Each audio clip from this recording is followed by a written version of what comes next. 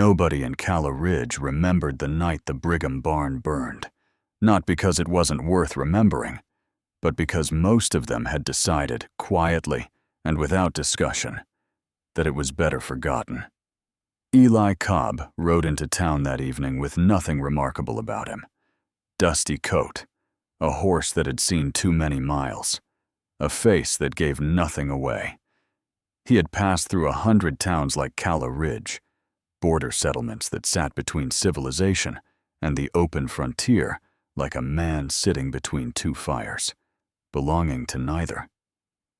He never stayed longer than one night, never gave anyone a reason to remember his name. He had planned to water his horse, buy a half-decent meal, and be gone before the sun found the eastern hills again. Destiny, it turned out, had not been consulted on that plan. He was 3 bites into a plate of cold beans at the edge of the only saloon worth the name when the sky behind the livery stable turned orange. Not sunset orange. Something angrier than that. He didn't move at first. Fire was a common enough disaster on the frontier. Dry wood, dry wind, a carelessly held lantern. It didn't take much. Other men at nearby tables glanced toward the window and looked away just as quickly. That alone told Eli something. When a town looks away from a fire, it means someone wanted the fire lit. He set his fork down slowly. Through the smeared glass of the saloon window, he could see the barn at the far edge of the Brigham property, fully alive with flame, the roof already beginning to cave at one corner. And standing some distance back, watching it burn with their arms folded and their faces unreadable, were 2 men he didn't know yet. But he recognized the posture. He had seen it before. Men who weren't watching a tragedy. Men who were watching a conclusion. He was outside before he fully understood why. The heat hit him 30 yards out. The barn doors had warped and jammed in their frames from the pressure of the fire inside. He could hear the horses screaming, that specific, terrible sound that no man who has ever heard it can unhear. And beneath it, something else. Something that wasn't a horse. He didn't waste time thinking about it. He found a rusted iron bar leaning against the fence post, jammed it into the door seam, and pulled until the wood gave way with a sound like a gunshot. Smoke poured out in a thick, low wave. The horses bolted past him the moment the gap was wide enough, nearly taking him off his feet. He went in anyway. She was in the far corner, half buried under a collapsed section of the hayloft, her wrists bound behind her with rope that had already begun to smolder at the edges. She wasn't screaming anymore. She had gone somewhere quieter than screaming, that place a person retreats to when they have stopped expecting anyone to come. Eli got her arms free first. Then he pulled her up by the elbow and moved. They came out the side wall, not the door, which had caught fully by then, through a section of siding. Eli kicked loose with 2 hard strikes. They cleared the barn and made it to the open grass beyond the fence line before he let them both drop to their knees, coughing smoke out of their lungs in long, ragged pulls. When the coughing passed, he looked at her properly for the first time. She was young, younger than the exhaustion on her face suggested. Dark hair matted with ash and sweat.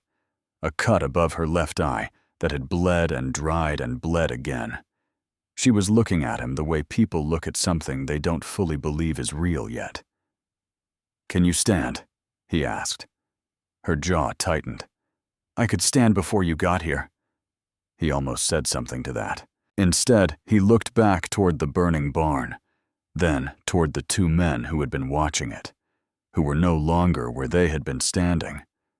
They were walking toward them now. Eli stood up slowly, not quickly. Quickly was for men who were afraid and wanted it known. He rose the way a man rises when he has already done the math and doesn't particularly like the answer, but isn't going to pretend otherwise. The 2 men came through the gate in the fence line without hurrying. The older one was broad across the shoulders, with a gray-streaked beard, and the kind of permanent squint that came not from sun, but from years of looking at people like they owed him something. The younger one hung half a step behind, thinner, quieter, with eyes that moved too fast for someone trying to appear calm. Eli recognized the dynamic immediately. The older one made the decisions. The younger one carried them out and told himself it was loyalty. "That's Brigham property you're standing on," the older man said. His voice was flat and certain, the voice of a man who had never needed to raise it to be obeyed. Eli looked at him, then at the burning barn, then back. "Doesn't look like you're getting much use out of it," he said. Arlene had gotten to her feet by then. She stood slightly behind Eli's left shoulder, not hiding exactly, but placing herself with a careful deliberateness that told him she understood exactly what this moment was. The older man's eyes moved to her with the slow, heavy authority of ownership. "Arlene, come away from him." "No," she said. Just that. One word, quiet and final as a door closing. Something shifted in the older man's expression. Not anger. Not yet. Something colder than anger. The particular displeasure of a man who had never been told no by someone he considered beneath the right. "That's your uncle talking to you," he said. "Not a stranger." "I know who's talking to me," Arlene said. "I also know who tied my hands." The younger man, her cousin, Eli guessed from the resemblance, looked away at that, just briefly, just long enough to confirm it without saying a word. Eli filed that detail away. The older man looked at Eli the way men like him always eventually looked at men like Eli, as an obstacle to be assessed, categorized, and dealt with. "You're passing through," he said. It wasn't quite a question. "I was," Eli said. "Then pass." "I'll do that." Eli reached down and picked up his hat from where it had fallen in the grass. He knocked the ash off the brim. "She'll be coming with me." The silence that followed was the kind that precedes either a decision or a disaster.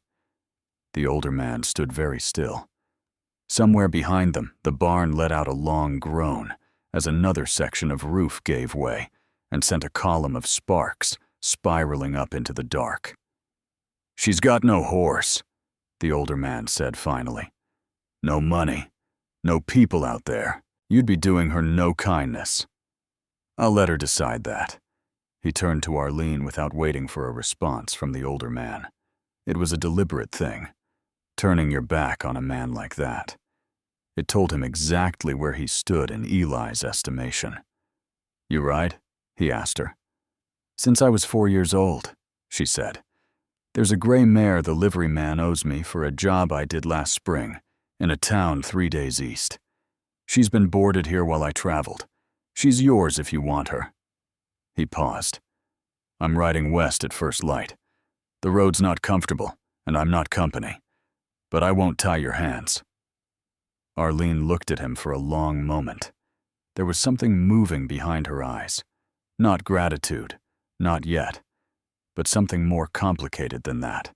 The look of a woman recalculating everything she had assumed about how the next chapter of her life was going to begin. "I'll be ready before first light," she said.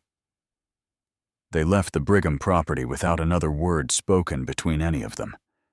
Eli didn't look back. He never looked back. It was a habit he had built over years of leaving places, a small discipline that kept sentiment from becoming weight. But that night, just once, he found himself checking over his shoulder before he reached the end of the road. Not for the men, for the burning barn. It was almost gone now, just the frame standing black against the orange, like the skeleton of something that had once kept people safe and warm and had been made into a weapon instead. He faced forward again and kept walking. They rode out the next morning before the town had properly woken. The sky was the pale gray of early dawn, the air still carrying the cold that the night leaves behind before the sun burns it off. Arlene sat the gray mare with the ease of someone for whom riding was not a skill, but a language. Natural, unthought, like breathing. For the first several miles, neither of them spoke. Eli had no particular interest in conversation, and Arlene, it seemed, had no interest in filling silence just to fill it. He appreciated that more than he expected to. It was she who spoke first, eventually. "You didn't have to do that," she said. "I know," he said. "Most men would have ridden past." "Most men did," he said. "I saw them through the window." She absorbed that quietly. The horses moved at an easy pace along the rutted trail that wound northwest through low scrub and pale grass. "Where west are you heading?" she asked. "No particular place," he said. "Just west." She nodded slowly, as though that was an answer she understood completely. "What's west for you?" he asked. He wasn't sure why he asked. He wasn't usually a man who asked. Arlene looked out at the horizon ahead of them, that long, flat line where the land met the sky and the distance swallowed everything into pale blue. "Something that isn't what I'm leaving," she said. Eli had no answer for that, but somewhere in the back of his mind, in that quiet place where a man keeps the things he hasn't examined yet, something shifted. Just slightly. Just enough. They made camp that first night, beside a dry creek bed, where a stand of cottonwood trees offered shade that wasn't needed anymore, but would be again by morning. Eli built the fire small and low, the way a man builds it when he's been in enough trouble to know that comfort and visibility are competing interests. Arlene sat across from it and watched the flame with the distant expression of someone replaying something they haven't finished processing yet. "He's your mother's brother," Eli said. Not a question. He'd heard enough to piece it together. "Was," she said. "He stopped being family the night he decided the land was worth more than I was." She said it without bitterness. That was the part that stayed with Eli long after she'd gone quiet again. Not the words, but the absence of bitterness in them. As if she had already done the grief and come out the other side into something cleaner. He fed a small stick into the fire and said nothing. Above them, the stars came out in their thousands, indifferent and beautiful and old. The same stars that had looked down on every desperate crossing this land had ever witnessed. Eli sat with his back against a cottonwood and pulled his hat down over his eyes. He told himself he would sleep. He didn't sleep for a long time. The road west had a way of doing things to people, not dramatic things, not the kind of transformation that announced itself, just the slow, quiet erosion of the walls a person had built up over years of needing them, the kind that happened without permission, between one campfire and the next, between one shared silence and the one that followed it. Eli noticed it happening and didn't know what to do with the noticing. By the fourth day, they had fallen into a rhythm without discussing it. Eli rode slightly ahead on open ground, old habit, nothing personal, and Arlene pulled alongside on the narrower stretches where the trail squeezed between rock faces and dry brush. They divided the camp work without negotiating it. She gathered wood with the efficiency of someone who had done it since childhood. He handled the horses and the fire. Neither of them commented on the arrangement. It was on the fifth morning that trouble found them again.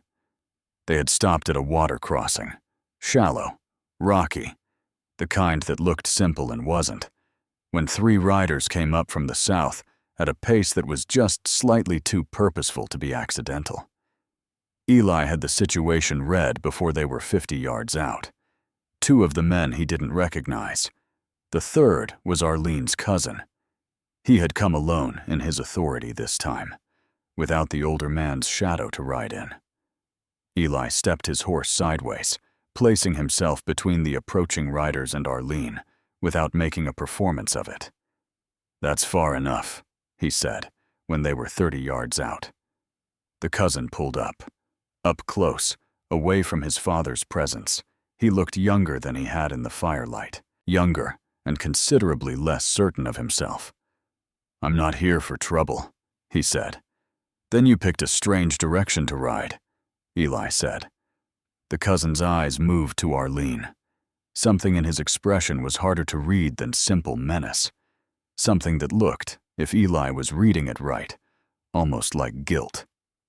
"Arlene," he said, "Pa doesn't know I'm here." "I don't particularly care what Pa knows," she said from behind Eli's shoulder. "He filed papers," the cousin said.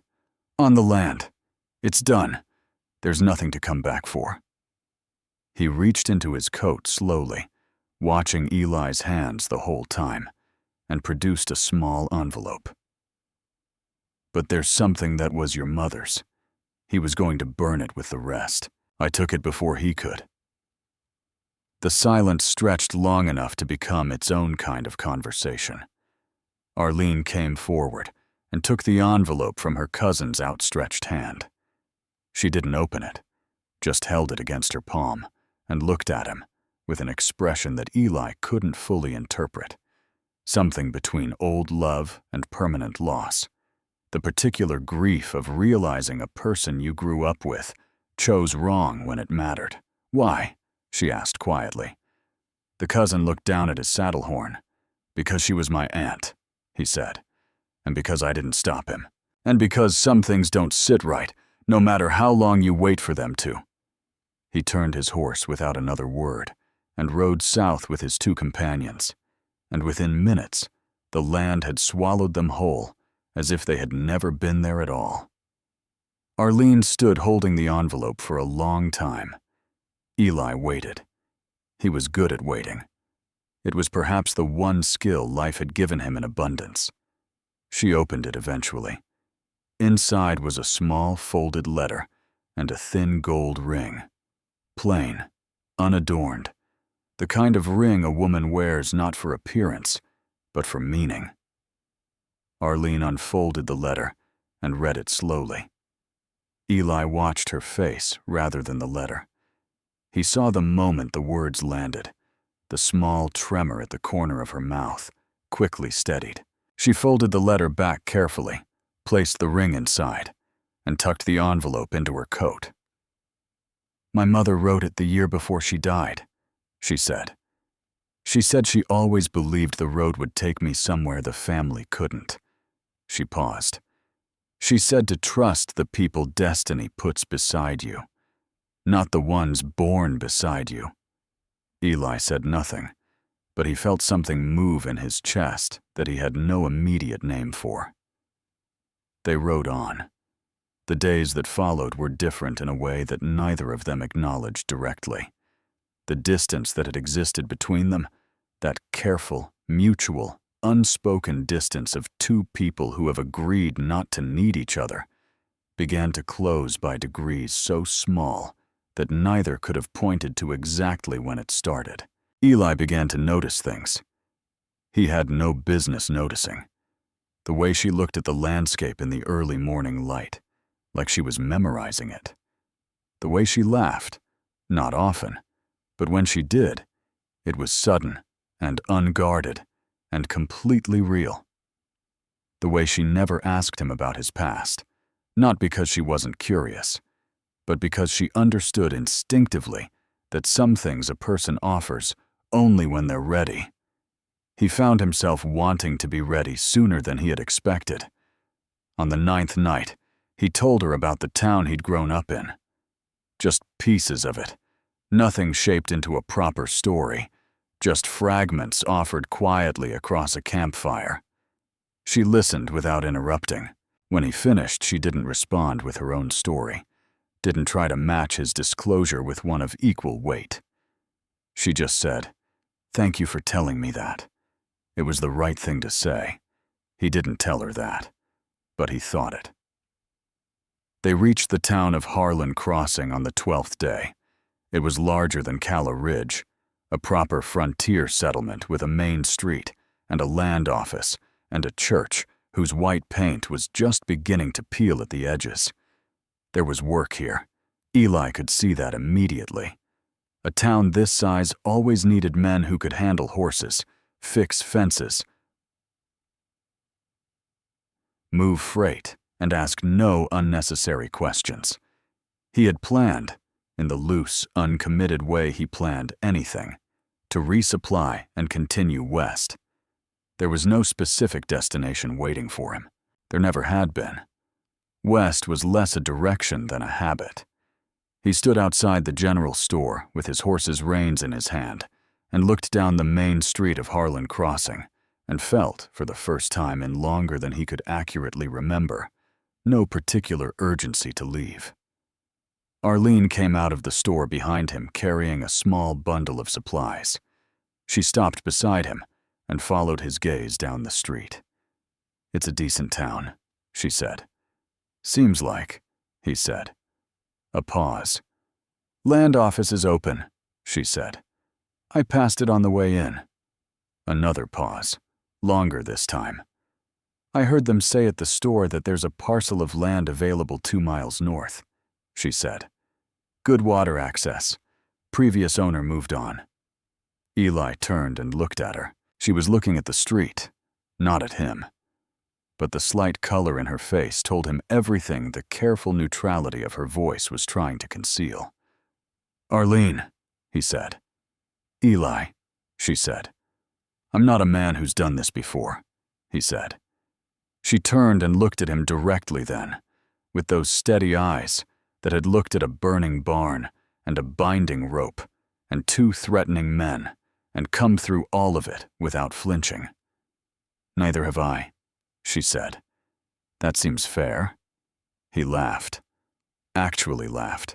The real kind, unexpected, coming up from somewhere that hadn't been used in a long time. They were married in the church with the peeling white paint on a Thursday morning in early October, with the land office receipt already folded in Eli's coat pocket and the plain gold ring from Arlene's mother's letter on her finger, where it had always, it seemed, been meant to sit. The preacher was a practical man who kept the ceremony short and sincere, which suited them both perfectly. Afterward, they stood on the church steps in the thin autumn sunlight, and Arlene looked out at the road that had brought them here, that long, unlikely, necessary road, and then looked at Eli beside her. "Your mother was right," he said quietly. She smiled, not the polite kind, the real kind, the kind that reaches all the way up.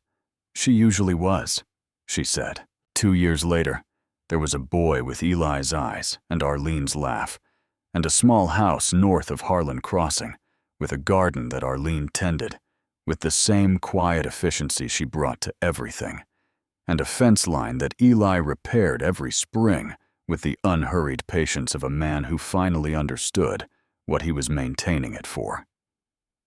The road west still existed, of course. It always would. But Eli Cobb had stopped needing to be on it. Some men spend their whole lives searching for the place they belong. Eli had simply needed destiny to slow his horse at the right moment, in the right border town, on the right terrible night, and trust that a man who had never planned to stay would eventually realize he already had.